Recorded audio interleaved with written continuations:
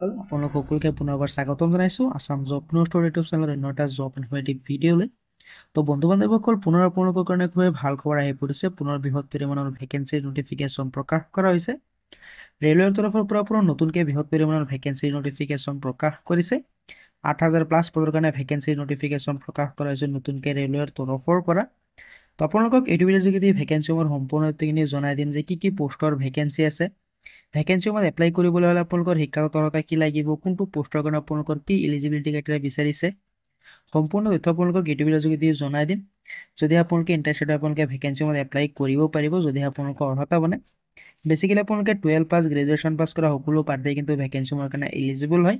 তো আপোনালোকক সম্পূৰ্ণ তথ্য জনাই দিম যে কোনটো পোষ্টৰ কাৰণে আপোনালোকৰ কি শিক্ষাগত অৰ্হতা লাগিব, আপোনালোকৰ এলিজিবিলিটি ক্ৰাইটেৰিয়া কি থাকিব, চেলাৰী কিমান দিয়া হ'ব। গতিকে আপোনালোকে ভিডিঅ'টো সম্পূৰ্ণৰূপে চাই থাকিব, অলপ স্কিপ নকৰাকৈ। যদি চেনেলটো নতুন আহিছে তেনেহ'লে ছাবস্ক্ৰাইব কৰি ৰাখিব এনেধৰণৰ জব ইনফৰ্মেটিভ ভিডিঅ'বিলাক পাবলৈ। আৰু যদি আপোনালোকে এতিয়া মোৰ হোৱাটছআপ গ্ৰুপত জইন হোৱা নাই, জইন হৈ ল'ব পাৰে। তাতো আপোনালোকৰ কাৰণে জব ৰিলেটেড ৰেগুলাৰ আপডেটবিলাক দিয়া হয়। তো বন্ধু বান্ধৱীসকল, নতুনকৈ যিকেইটা ভেকেঞ্চিৰ নটিফিকেশ্যন প্ৰকাশ কৰা হৈছে ৰেলৱেৰ তৰফৰ পৰা, আপোনালোকে ভেকেঞ্চিৰ অভাৰভিউটো চাব পাৰে যে RRB NTPC ৰিক্ৰুইটমেণ্ট 2025, য'ত আপোনালোকে চাব পাৰে যে 8,800+ পদৰ কাৰণে ভেকেঞ্চিৰ নটিফিকেশ্যন প্ৰকাশ কৰা হৈছে। তো এতিয়া আপোনালোকৰ গ্ৰেজুৱেট আৰু আণ্ডাৰ গ্ৰেজুৱেট পোষ্টৰ কাৰণে ভেকেঞ্চিৰ নটিফিকেশ্যন প্ৰকাশ কৰিছে। তো প্ৰথমতে আপোনালোকে ভেকেঞ্চিৰ ডিটেইলছখিনি ভালদৰে চাই লওক, ভেকেঞ্চিৰ অভাৰভিউটো আপোনালোকে ভালদৰে চাই লওক। তো যদি আপোনালোকে গ্ৰেজুৱেট বা আণ্ডাৰ গ্ৰেজুৱেট হয় আপোনালোকে ভেকেঞ্চিসমূহৰ কাৰণে এলিজিবল হয় যদি আপোনালোকে গ্ৰেজুৱেশ্যন পাছ কৰিছে, নাইবা যদি আপোনালোকে আণ্ডাৰ গ্ৰেজুৱেট ডিগ্ৰী পাছ কৰিছে তথাপি কিন্তু আপোনালোকে ভেকেঞ্চিসমূহৰ কাৰণে এলিজিবল হয়। আণ্ডাৰ গ্ৰেজুৱেট অৰ্থাৎ আপোনালোকৰ 12 পাছ, যদি আপোনালোকে 12 পাছ বা ডিগ্ৰী পাছ কৰিছে আপোনালোকে কিন্তু ভেকেঞ্চিসমূহৰ কাৰণে এলিজিবল হয়।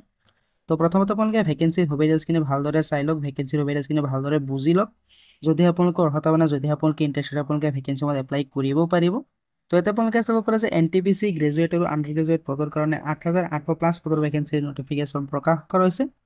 ৰেলৱে ৰিক্ৰুইটমেণ্ট বৰ্ডৰ তৰফৰ পৰা ভেকেঞ্চিৰ নটিফিকেশ্যনখিনি প্ৰকাশ কৰিছে, অৰ্থাৎ RRBৰ তৰফৰ পৰা ভেকেঞ্চিখিনি আহিছে। য'ত আপোনালোকৰ কোৱালিফিকেশ্যন বিচৰা হৈছে 12 পাছ আৰু গ্ৰেজুৱেশ্যন পাছ, অৰ্থাৎ ক্লাছ 12ৰ পৰা আৰম্ভ কৰি ডিগ্ৰী পাছ কৰা সকলো প্ৰাৰ্থী এপ্লাই কৰিব পাৰিব। মই আপোনালোকক যিহেতু জনাই দিছোঁ। তো আপোনালোকে ভেকেঞ্চিসমূহত অনলাইন জৰিয়তে এপ্লাই কৰিব লাগিব।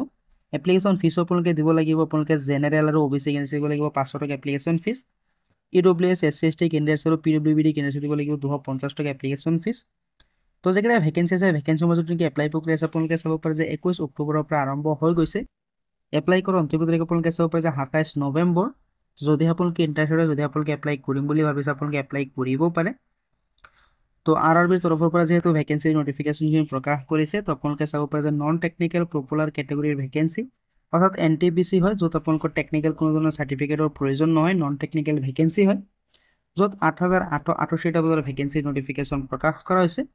তো আপোনালোকে চাব পাৰে যে গ্ৰেজুৱেট লেভেলত আছে 5,810টা পদৰ ভেকেঞ্চি, আৰু আণ্ডাৰ গ্ৰেজুৱেট লেভেলত আপোনালোকে চাব পাৰে যে 3,058টা পদৰ ভেকেঞ্চি আছে। তো টোটেল আছে 8,888টা পদৰ ভেকেঞ্চিৰ নটিফিকেশ্যন, য'ত আপোনালোকে চেলাৰীটো চাব পাৰে যে ষ্টেচন মাষ্টাৰৰ ভেকেঞ্চি আছে, গুডছ ট্ৰেইন মেনেজাৰৰ ভেকেঞ্চি আছে, ট্ৰেফিক এছিষ্টেণ্টৰ ভেকেঞ্চি আছে।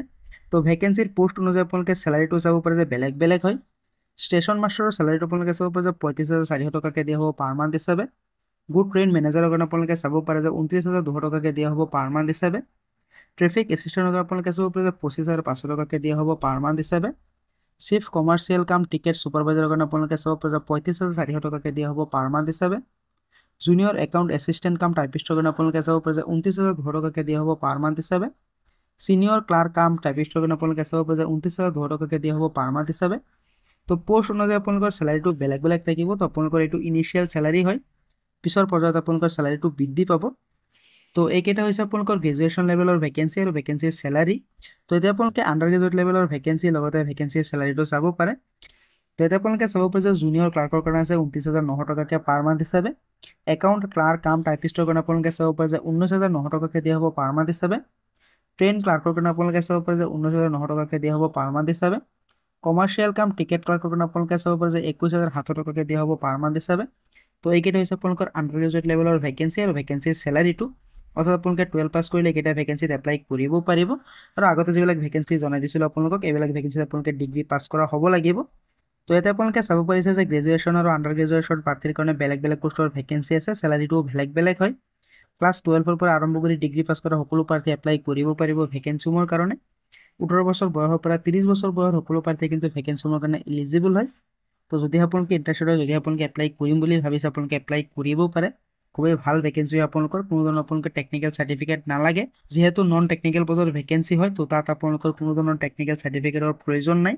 যদি আপোনালোকে ইণ্টাৰেষ্টেড হয় এপ্লাই কৰিব পাৰে। আপোনালোকক জনাই দিছিলোঁ যে এপ্লিকেশ্যন ফিজত আপোনালোকে দিব লাগিব, য'ত জেনেৰেল OBC কেণ্ডিডেট দিব লাগিব 500 টকা, SC ST PWD women x servicemen transgender candidate দিব লাগিব 250 টকা এপ্লিকেশ্যন ফিজ। আৰু আপোনালোকে যদি ফিজ আছে, ফিজটো আপোনালোকে ৰিফাণ্ডেবল হয়। যদি আপোনালোকে চাকৰিটো নহয়, যদি আপোনালোকে পৰীক্ষাত পাছ কৰিব নোৱাৰে, আপোনালোকক 400 টকা ৰিফাণ্ড কৰি দিয়া হ'ব। আৰু আপোনালোকৰ 250 টকা যিটো আছে SC ST PWD ওমেন কেণ্ডিডেটছৰ গোটেইখিনি পইচা আপোনালোকক ৰিফাণ্ড কৰি দিয়া হ'ব। তো ৰেলৱেৰ এইটো কথা খুব ভাল হয় যে আপোনালোকে যদি এপ্লাই কৰে, যদি আপোনালোকে চাকৰিটো নাপায়, যদি আপোনালোকে এক্সামত কোৱালিফাই নকৰে, তেনেহ'লে আপোনালোকৰ যিটো পইচা আছে পইচাটো ৰিফাণ্ড কৰি দিয়ে। তো যদি আপোনালোকে এপ্লাই কৰিম বুলি ভাবিছে, আপোনালোকে এপ্লাই কৰিব পাৰে। এপ্লাই কৰাৰ লিংকটো আপোনালোকক হোৱাটছআপ গ্ৰুপত নাইবা ভিডিঅ' ডেছক্ৰিপশ্যনত দি দিম। তাৰ পৰা চাই আপোনালোকে ভেকেঞ্চিসমূহত এপ্লাই কৰিব পাৰিব। তো ভেকেঞ্চিসমূহৰ অফিচিয়েল নটিফিকেশ্যনটো 29 ছেপ্টেম্বৰত প্ৰকাশ কৰা হৈছিলে। তো এপ্লাই প্ৰক্ৰিয়া আপোনালোকে চাব পাৰে যে 21 অক্টোবৰৰ পৰা আৰম্ভ হৈ গৈছে। এপ্লাই কৰাৰ অন্তিম তাৰিখ আপোনালোকে চাব পাৰে যে 27 নৱেম্বৰ। তো যদি আপোনালোকে এপ্লাই কৰিম বুলি ভাবিছে, যদি আপোনালোকে ইণ্টাৰেষ্টেড হয়, আপোনালোকে এপ্লাই কৰিব পাৰে। তো এইকেইটা আছিলে ভেকেঞ্চিৰ সুবিধা। আপোনালোকক জনাই দিলোঁ যে ৰেলৱেৰ তৰফৰ পৰা নতুনকৈ ভেকেঞ্চিৰ নটিফিকেশ্যন প্ৰকাশ কৰা হৈছে। NTPCৰ কাৰণে ভেকেঞ্চিৰ নটিফিকেশ্যন প্ৰকাশ কৰিছে। নন টেকনিকেল পপুলাৰ কেটেগৰীৰ ভেকেঞ্চি হয়, য'ত আপোনালোকৰ কাৰণে 8000+ পদৰ ভেকেঞ্চি আছে। তো গ্ৰেজুৱেট, আণ্ডাৰ গ্ৰেজুৱেট কৰা সকলো প্ৰাৰ্থীয়ে কিন্তু ভেকেঞ্চিৰ কাৰণে এলিজিবল হয়। তো যদি আপোনালোকে ইণ্টাৰেষ্টেড হয়, যদি আপোনালোকৰ অৰ্হতা আপোনালোকে এপ্লাই কৰিব পাৰে। আপোনালোকৰ শিক্ষাগত অৰ্হতা অনুযায়ী আপোনালোকে গ্ৰেজুৱেশ্যন বা আণ্ডাৰ গ্ৰেজুৱেশ্যন আপোনালোকে নিজৰ শিক্ষাগত অৰ্হতা অনুযায়ী যিটো পষ্টত আপোনালোকে ইণ্টাৰেষ্টেড আপোনালোকে এপ্লাই কৰিব পাৰে। আপোনালোকৰ পষ্ট অনুযায়ী আপোনালোকৰ চেলাৰীটো বেলেগ বেলেগ থাকিব। তো আশা কৰিছোঁ যদি আপোনালোকে ভাল পাইছে, ভিডিঅ'টো ভাল পাইছে, লাইক এটা কৰি দিব পাৰে। কিবা সুধা থাকিলে কমেণ্টত জনাব পাৰে। তো লগ পাম অন্য এটা ভিডিঅ'ত নতুন আপডেটৰ সৈতে। ধন্যবাদ।